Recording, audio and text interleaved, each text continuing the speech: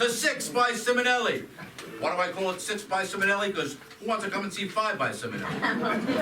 If I get another one, it'll be 7 by Simonelli. I like the similes. Anyway, these are 6 one-acts. I'm known for really writing full, but every full show starts as a one-act, right, folks? So, as we go on, I'll give you a little intro to each act. I'll tell you how I got the idea for each one. I had a few written, a couple of dramas, and a couple of comedies. And I'll explain, as I get to them, I'll explain how I get the ideas. But then, First Avenue Playhouse, my old alma mater in Jersey, needed some plays, so I sent them those 4, 2 dramas, I think 3 comedies and 2 dramas. He said, we want all comedy. He said, all right, I'll write you 3 more. So I did. Anyway, and then I wrote 1 more for you guys. That's that now. So, where does a playwright get his ideas? Well, in his first act, we're going to take it way back to the master of them all, the bard. And let's see a typical day, how he might have been inspired. We call this first one act, that's my seat. We call it Inspiration.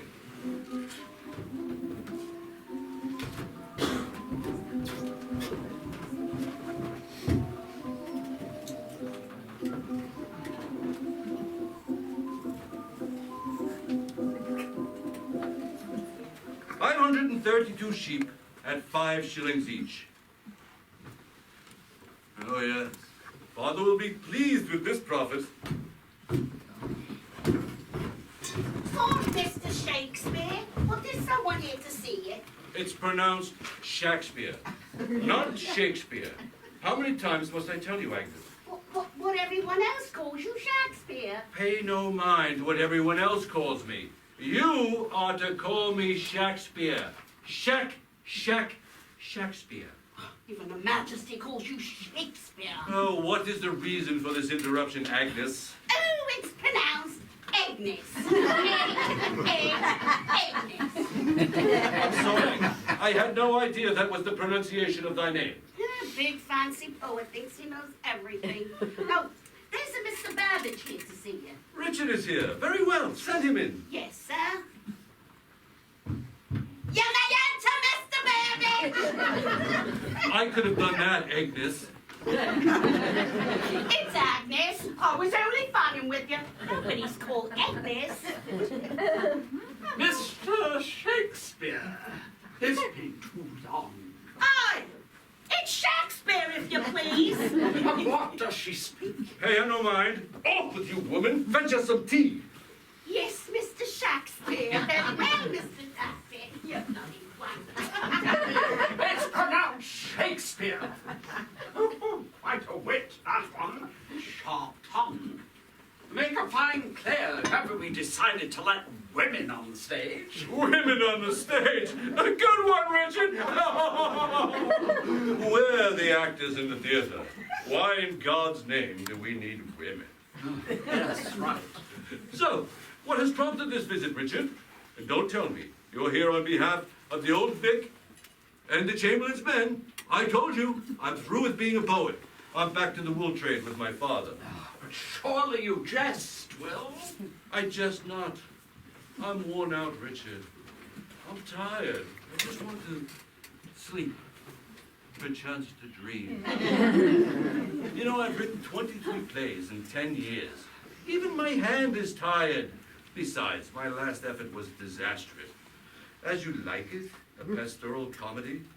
All the world's a stage. What tripe. I feel guilty for even collecting a stipend. And besides, other theaters steal the plays and perform them. I don't even collect a tuppence. And what's the use? And when I'm dead, no one's going to perform them. I will still perform them, Will. And I'll see to it that you will collect a stipend at the end of every performance, and that a portion goes to your wife. You better set aside a collection for my girlfriend also. You know, I'm leaving my wife my second best bed. Really? Who's going to get your best bed then? Wouldn't you like to know? No. I don't think there's any future in this theatrical trade. The income's never steady. You build a theater, and it burns down. And if that's not bad enough, along comes the bloody Black Plague and kills half your audience. Why bother?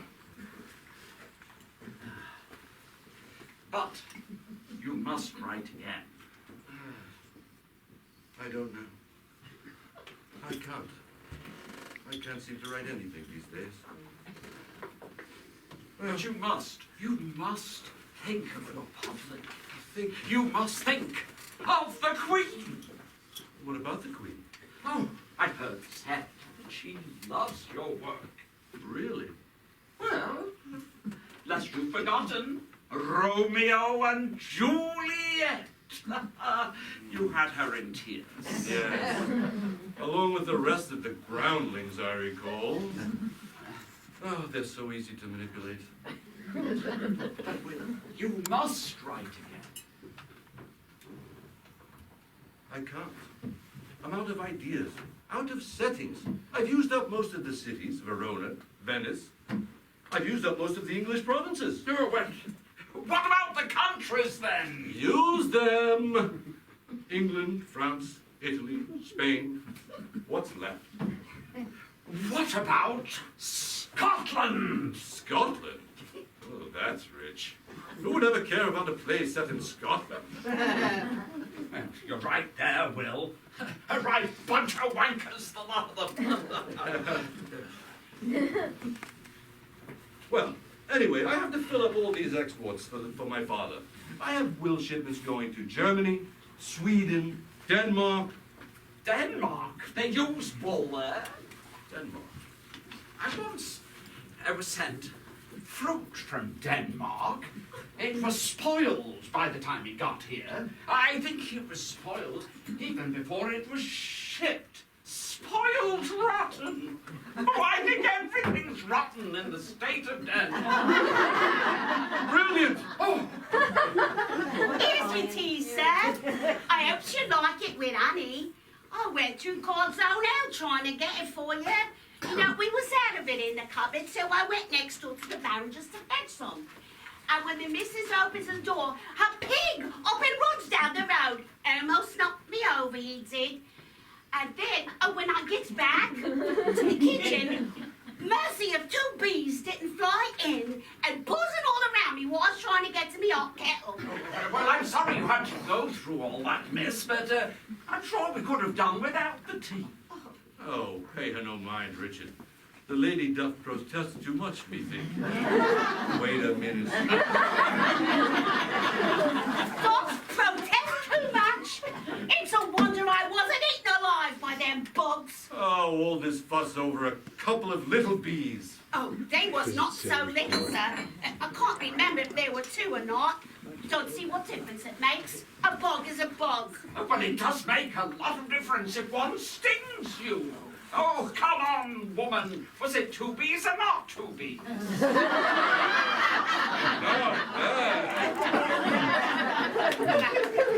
Whatever they was, I hope they fly over to the Barringers into her house. I'm not very fond of her after what's happened to her husband. Oh, what happened to her husband? Oh, it's not for me to be spreading stories about. Wow. See, a couple of years ago, she takes up with her husband's brother. And the two of them was sneaking around without him knowing. She thinks I don't know nothing, but I sees him in the morning after Mr. leaves for his commerce.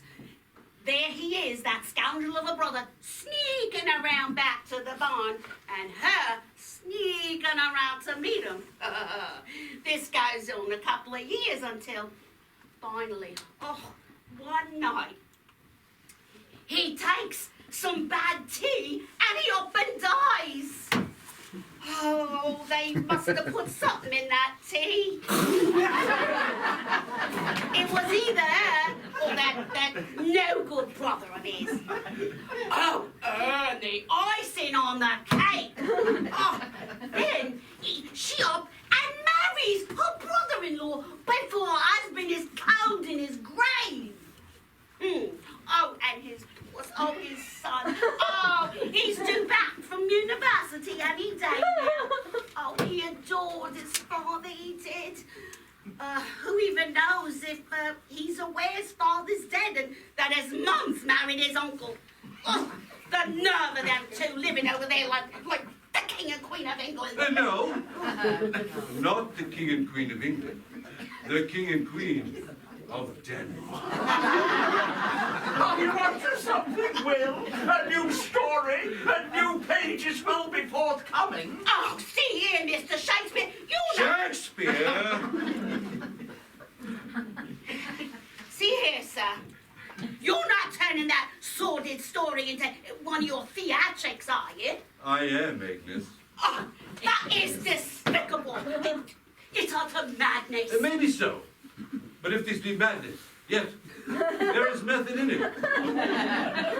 That's a good one, right now. I shall. Off with you, Agnes. I do not wish to be disturbed again for the rest of the evening. Oh, don't you worry. I want nothing to do with this. Oh. Well, I must be off to see the rest of the players and tell them the good news. Oh, wait, Richard. Stay a bit longer whilst I flesh this out.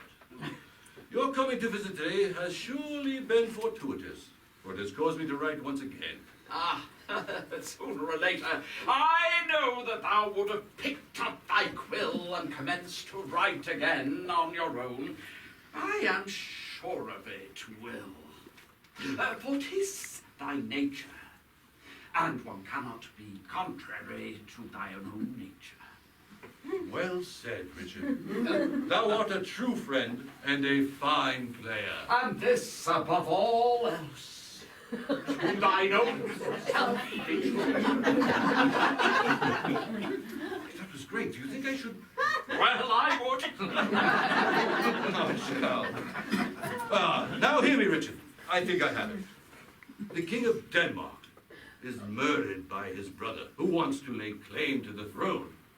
And as well, lay claim to the Queen also, if I catch my drift. I think I do. And then the prince, who is away at university, returns to avenge the death of his father. Oh, that's brilliant, Will. Is it a comedy or a tragedy? A tragedy, methinks. But now one thing remains. What's that? The name of the prince, which shall also be the name of the play. Edward! No, it's too common. Henry? Prince Henry. In a play about murder, Richard? Too soon? Oh, methinks. What about thine own name, Will? William? Prince William. It does have a nice ring to it. But methinks not. My own name for a madman? I don't want the groundlings reading too much into this. Remember how they went on about Julius Caesar and Brutus, right up until he stabbed him. Yes, but it is the theatre, but perhaps you are right. Well, besides, the plays that set in Denmark, the prince's name must be more exotic. Well, I don't know anyone from Denmark who, except Hans, that ranker that sent me the spoiled fruit. Well, we must come up with something. Here, boy. Here, boy. Where'd you go now? Here, boy. Agnes, I thought I told you I was not to be disturbed. I'm sorry, sir, but Mrs. Next Door claims she's seen her pig run out of the house and into our back door, so he must be here someplace. Well, he didn't run through here, so off with you, Agnes. I'm trying to work. He's got to be here